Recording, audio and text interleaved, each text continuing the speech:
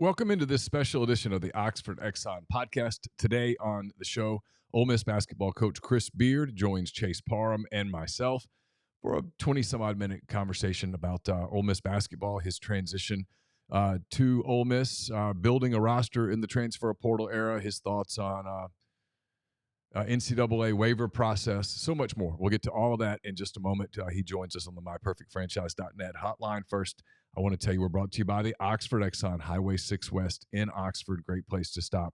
Fill your vehicle up, fill yourself up as well. Don't forget all the Blue Sky locations throughout Mississippi and the Southeast, including Brookhaven and Clinton, Mississippi, both home to fresh donuts each and every day. Those will be coming to more locations in the very near future.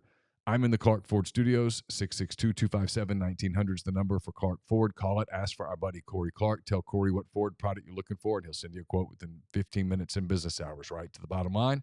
No hassle, no haggle. You get your quote. The rest completely up to you. You can shop that quote around, or you can do what I've done and what I recommend that you do, and that's hop into a Clark Ford today. Again, 662-257-1900. Chris Beard and all other guests join on the MyPerfectFranchise.net hotline. Are you a displaced corporate executive wanting to put your career in your own hands? Are you an experienced entrepreneur wanting to diversify? Either way, Andy Ludicky can help. He is a guy who owns multiple franchises and businesses and uses his expertise to help others find their American dream through a very thorough and free consultation process. So call Andy, put your life and your career in your own hands. You have nothing to lose. It's 100% free. Find your perfect franchise at myperfectfranchise.net. Contact Andy anytime at andy@myperfectfranchise.net, or you can call him 404-973-9901. Now to the myperfectfranchise.net hotline and Chris Beard.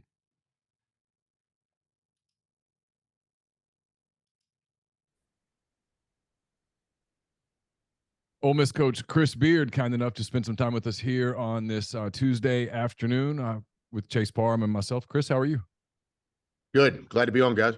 Glad to have you with us. I was telling Chase, I've covered this beat for about 15 years now, which seems like a really long time, but I've seen some excitement around Ole Miss basketball at times. Marshall Henderson era, the SEC tournament championship. There were some big wins. Chris Warren's shot to beat Kentucky comes to mind, but I don't know that I've ever seen this kind of excitement around Ole Miss basketball, not just a team or a player, but the program, the future, in a long time. I'm curious. I know you've been frenetic in the last couple of months getting started and everything, but do you sense that excitement from fans when you're out there? Yeah, absolutely. We're super appreciative, even humbled in a lot of ways. I think first, before you ever think about our team and roster and all, it's just our fan base. Timing is everything in life. College athletics is no different. It's just a great time to be at Ole Miss right now. Look at some of the other programs' success, whether it be what Coach Kiffin's building in football, certainly baseball, winning the national championship, women's basketball, what a run in the NCAA tournament, and a lot of the other sports as well. So a lot of momentum, a lot of excitement on campus right now. And we're looking forward to doing our part, making sure that men's basketball is relative as well. There's been a lot of talk about, all the conversations that Ole Miss had, with you and with people around you in the hiring process. What about on your end when you were thinking about Ole Miss? Was there anybody that you really reached out to kind of gauge their thoughts on, the job and how good of a job it could be and what the potential of the job might be? Yeah, I think one thing that I've always done personally is, looked at the coaches that have coached at the school before us, and certainly at Ole Miss, it got personal really quick. Kermit is somebody I've always looked up to. He's been very good to me in our coaching career. Our paths have intersected a few times through relationships, whether it be a Tim Floyd or even guys on our staff. Brian Berg and Al Pinkins both worked for Kermit before. So Coach is somebody we have a lot of respect for. He did a great job here as well as every other place he coached. He's one of the best coaches in our game. And we benefit from that, the work that he did here, the foundation that we inherit, the culture, and a couple of really good players will be blessed enough to coach as well. Certainly before Coach, AK is another guy that I have a lot of respect for, have a friendship with him, have competed against him before when I was assistant at Texas Tech for Coach Knight and Pat Knight. And so, AK had some great years here, great seasons. I know that Oxford and Ole Miss is very important to him, still is today. And when things get personal in coaching, it's when greatness can happen. Also had a chance to talk to Coach Evans and Coach Barnes in the last month or so. Reached out to both of those coaches and had a relationship with Coach Wetlick again. When I was at Texas, I talked to Coach Wetlick a few times, so looking forward to reconnecting to him. But the history of Ole Miss basketball is undeniable. I've mentioned coaches, and you can obviously talk about a lot of great players as well. NBA players, all SEC players, and certainly with this job, really, really unique that Keith is the athletic director at his alma mater. Not only did he play basketball here, you guys know he was a really good player, an All-American type player. So that's really unique. I've been blessed. I've worked with a lot of really good ADs, many that I still have relationships with today. But in the early stages of working for and with Keith, it's just special because he's a basketball guy, and that's really unique in BCS. I know that every job is unique, Chris, but do you see any similarities between what you inherited at Tech? I mean, obviously a place that didn't have a ton of history, a lot like Ole Miss as far as what had come before you, but are there certain things from, resources, excitement? I mean, what is kind of tangibly there, maybe similar to that gig that can work at Ole Miss?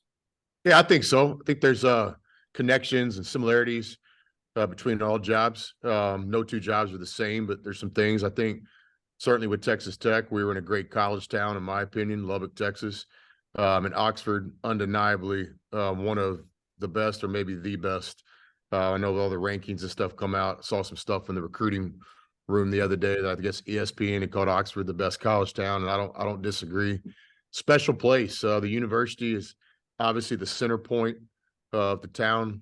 A lot of pride in the people here. Not only the people that I've met that went to Ole Miss, but also just people that live in this part of the state or Oxford. Maybe they didn't attend Ole Miss in college, but there's a love of the school and the athletic departments. So yeah, there's a lot of similarities. I think a lot of good eateries here. Kind of hard to keep your figure here in Oxford. It's a work in progress for me. It always has been, but no, great people, great college town, obviously elite facilities. Name, image, and likeness is so important in today's sports. Everybody knows it. And we're off to not only a great start, really, to me, kind of maybe even ahead of the competition a little bit with the way that the Grove Collective is set up. A lot of just admiration and respect for everything that was done before we got here. Of course, we're trying to do our part. Portal's still a fairly new thing. I know you've had to attack it, and you're recruiting from all different angles, but I know it's probably not the right way to phrase it, but just how crazy is the portal from a coach's perspective? Yeah, I think one thing that is just undeniably the truth is it's still in the early stages of all this. We could have a conversation today about the portal, and 2 weeks from now, it might be a totally different conversation. So not only is it a, landscaping changing rule, it comes in the same time as name, image, and likeness. But I would just be the first to kind of always tell people that it's still so early. What's this really going to look like a year from now, 2 years from now? Nobody knows. As coaches and as players, we don't have a lot of time to think about or worry about the rules. We're in an immediate, urgent world of trying to figure it out and win. So, no doubt about it. Recruiting these days is roster management. I think the days of our loyal fans showing up and seeing the same players for 4 or 5 years, those days are probably far and few between. And I know that was a huge part of college athletics. I think so. One of the challenges now is trying to get our fan base and our student body to know our players, before they ever play a game. Because the reality of it is some of these guys will be 1-year players. Some will be 2-year players. So the whole thing has changed. It really is wild. It's just we're all trying to exist in this world that hasn't been around for long, and we're just trying to figure it out. My friend Chris Dortch was saying that he thought guys like you were really at an advantage because you coached at multiple levels. You've coached at the junior college level, you coached at Little Rock, obviously, and you've coached at the high major. So you're used to putting a team together as opposed to everything being obsessed with program. I know you're building a program, but each year you're kind of building a new roster. I know you probably don't have time to think about it during the moment right now, but do you reflect a little bit and go, yeah, those years at San Jacinto and at Little Rock maybe kind of helped me a little bit? Yes. when I first started coaching years ago, I didn't seek that identity. I was just like everybody else. I was trying to win, build programs, and become the best coach I could be. But certainly when you look at my path, and we all have unique paths, I think my background in small college basketball, beginning in junior college at Fort Scott and Seminole, small college basketball at McMurray and Angelo State. And also I've had two professional experiences in college basketball, coaching the Swiss national team in Eurobasket in Europe, then also coaching the South Carolina Warriors. And so those rosters were always changing. In pro basketball, we would have players and they would get moved up to a better job, and our roster was constantly changing. In junior college, we would even add players semester by semester from time to time. So I've never known anything different. Certainly, I love it when I can coach a guy for 3 or 4 years. There's such an advantage to that. But the reality of it is my career has been coaching a lot of guys in shorter settings. Again, it's not an identity that I ever sought out myself, but it's just kind of what's happened. And we've had a lot of success. I know when we played for the national championship, we had 3, I think, 1-year players on that team. Before the portal, we took advantage of the grad transfer rule and executed it at a high level. So I think, now the portal, as much work as it is and as many unknowns as there are, it's not out of our comfort zone. I've never been a guy that really thinks about year 2, 3, 4. We certainly have a vision, no doubt about it. We certainly have a plan, but we also have an urgency to win today.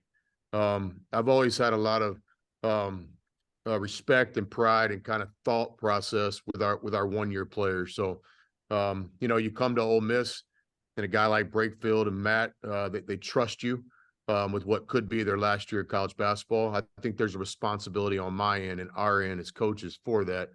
When I sat down with Matt and Brake and those guys, we weren't talking about, hey, help us build something, and 5 years from now you can come back and watch us cut the nets down. That conversation never took place. So, it's really hard to do. It's very difficult to win year 1, but that's our goal. Anything great is difficult anyway. So that's our objective. I know that Matt tested the NBA waters. There's kind of some talk that he's decided to definitely come back for this upcoming season. Is that accurate? I don't want to speak for Matt yet. That would be premature. I haven't had that conversation with him, but I have had great communication with him and his family. Nothing but respect for Matt. We sat down the day that we got the job. Everything he's told us has come true to this point. I was 100% supportive for him going through the NBA process, like I always will be with all of our best player type guys. I know Matt's gaining valuable information right now. He's played well in several different settings. I know that deadline is coming up where he'll have to make a decision for his future. I would love to coach him at Ole Miss. Selfishly, I think I could help put him in a better position 1 year from now than he's in now in a lot of people's eyes. But ultimately, that'll be Matt's decision with his family, and we'll support whatever he decides. Chris, you mentioned roster management, and I know you probably don't want to get into specifics. That's okay. But just in general, how do you sort of feel about the NCAA and the waivers and the process? How strict do you feel like they are going to be for some of these guys as we move forward? Yeah, I learned a long time ago to never try to anticipate anything with the NCAA and NCAA rules. Again, those guys got a difficult job. I mean, the landscape of college athletics changes on almost a daily basis as our society changes. So the one thing I would tell you with the current situation we're all in is we paid attention to what the NCAA said, and they made some pretty clear statements where waivers based on mental health versus waivers based on other things. And so in recruiting, we've tried to be very transparent with the guys we've recruited and we've signed, and the guys that we still are recruiting. But it will be interesting to see, exactly how it goes down. My personal opinion, not worth much, but I would say that, I just hope the decisions are made based on what's right for the student athlete, what's right for each young man and their family, and then too, what's right for our sport. Because college basketball, in my opinion, is one of, if not the greatest sports. And I think the best players have to be on the court for our sport to be what it is for so many people. Our country, fan base, college basketball means a lot to a lot of people, not just us basketball guys. I'm curious, you mentioned You mentioned you keep trying to keep your figure. What is your exercise of choice? Are you a runner? Are you a biker? Are you a weightlifter? How do you sort of manage exercise? Well, right now I'm on the telephone, cell phone, probably 22 hours a day. So I do a lot of pacing in the parking lot. I do a lot of walking in place. I don't like sitting still, especially when I'm on the phone. Another great thing about Ole Miss, no disrespect to all the other great college campuses in the world. I've never seen anything quite like this, just in terms of the pure beauty. You guys know better than I do, but that walk from our practice facility, the TUI Center, down to the pavilion, through the Grove, through campus, a lot of walking and talking these days is my best exercise plan. Yeah, I get Should that. Get your steps. be great at marketability everywhere you've been. You did the fireside chats at Texas Tech that's come through. I guess we'll start there. I want to talk about Tad Smith, and everybody got all up in arms about the possibility of a game there. But from a fireside chat standpoint, speaking to the students from just marketability, what's sort of been your goals and your mission with those things? Yeah, we've been spending a lot of time on that, kind of behind the scenes, getting ready and getting organized. The reality of college basketball now, you used to could get a job, spend about 50% of your time on recruiting, and then the other half of your time on things that are very important, getting relationships with donors and fan base and student body. It's not an excuse, but we've been so busy just trying to get this roster intact that we've consciously kind of delayed reaching out to the different groups. But I think we hope for our roster to be intact here in the next few weeks. And we're going to make a great effort this summer to really start developing that relationship with the student body. Now, we've done a lot of things on social media. We've had some communication with different groups, but we're really getting geared up to come out of the gates strong this summer, certainly giving us some momentum and when all the students come back in the fall. But there's no relationship more important to our program than the student body. And there's some very special relationships as well. But at the top of that list, I think in college basketball, to compete, to become a program that can win 6 games in 3 weekends, to become a program that can play on Monday night, you have to have a home court advantage. And the only home court advantages that exist in college basketball that are real and consistent and can sustain time are crowds based on your student body. Why are we so excited and optimistic here? You just look at the other sports. The students have always really supported Ole Miss sports. There's been a lot of great crowds in the past year with men's basketball. It's up to us to put a great product on the court and do our part of that relationship. But we're going to work really hard at that beginning this summer. You mentioned football. Did you grow up a football guy in Texas, or were you always basketball? Or were you one of those guys that played everything as a kid? No, I played everything growing up. Life was kind of baseball season. Then it was football season. Then it was basketball season. So whatever season you were in, that was kind of life. But actually was more of a football guy than a basketball guy growing up. Just loved it. Still watch college basketball probably more than the next guy. I have a lot of great friends in college football. Just really enjoy everything about, college football. I've been accused from time to time to be a guy that kind of coaches college basketball like football, and I take that as the ultimate compliment. In what ways? Just the way that your teams play physically on defense and that kind of thing? Is that where the comparisons come? Yeah, I think a lot of things. I think obviously football has an elite organization to it because of the people that are involved. And we take a lot of pride in the organization that we have within our program. Making sure that roles are defined very clearly and making sure that the level of expectations and accountability is never wavered. So a lot of the things, with the engine of a college football team, we've learned a lot over the years and studied kind of how things work. I've always kind of viewed basketball in terms of kind of football terminology as well. I think you got your offense and your defense. And I've always thought the championships are won or lost in the special teams area. So obviously in football, we all understand what special teams is, but in basketball, we take a lot of pride in that. The transition from offense to defense, the transition from defense to offense, whether it be special situations or into shot clock, out of bounds plays, free throw blockout. We spend a lot of time on what we call special teams. We have a couple more minutes with you. Really appreciate your time. I know in the midst of all this, people are trying to put schedules together for the upcoming season. How far along are you in that process, and sort of what is your scheduling philosophy in an ideal world?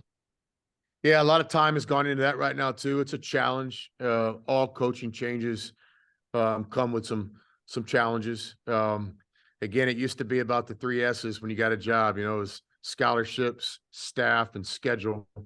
Now the P portal kind of goes in front of those three S's. But scheduling something we chip away at daily.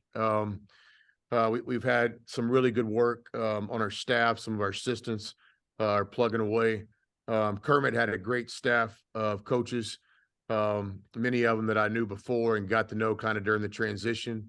I'd give a personal shout out to Stacy, who in the transition from this job onto his next opportunity really helped us with the schedule a lot, put real time and effort into it when frankly he didn't have to. And so a lot of respect for him as well as the other guys that were on Kermit's staff. Scheduling philosophy, simply stated, we're trying to win a national championship. And to do that, you have to schedule on that level. So you have to prepare for the SEC. There's a great responsibility to get great home games in the month of November and December for your students and your fan base. We want to challenge ourselves with different styles of basketball. Ultimately, to win 6 games in 3 weekends, you're going to come across about 3 or 4 different styles. And so we think about that in scheduling. Because ultimately, I think the job of a coach is to prepare his players to win, and part of that is making sure the guys, are playing different types of games within the game during our non-conference schedule. We want our student athletes to have great experiences. We want to travel. We want to play in national MTEs and foreign trips. We want to play on the East Coast, Madison Square Garden, ideally as many times as we can get there. We want to take our Ole Miss brand out west. Whether that be a California swing or a Las Vegas game from time to time. And something that's really important to me is, taking our brand of Ole Miss in our state of Mississippi. A lot of fine, great people in Mississippi that don't live near Oxford that love Ole Miss. So I think this year we're currently working really hard on trying to get a game in the Biloxi area around Christmas time. I know it'd be really important to me to try to play in the Jackson area as soon as we can. But my vision for Ole Miss basketball would be a game every year in the state of Mississippi outside of Oxford. Do you anticipate playing in Tad Smith this season? I'd really like to.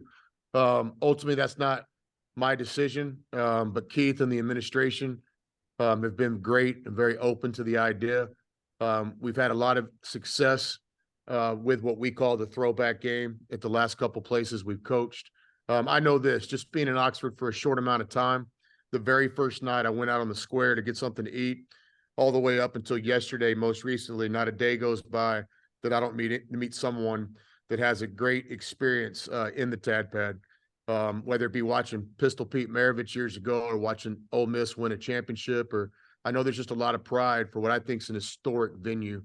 So if we could work that out and play one game a year there, the throwback game, I think it would just be really cool to educate our students on the history of Ole Miss basketball.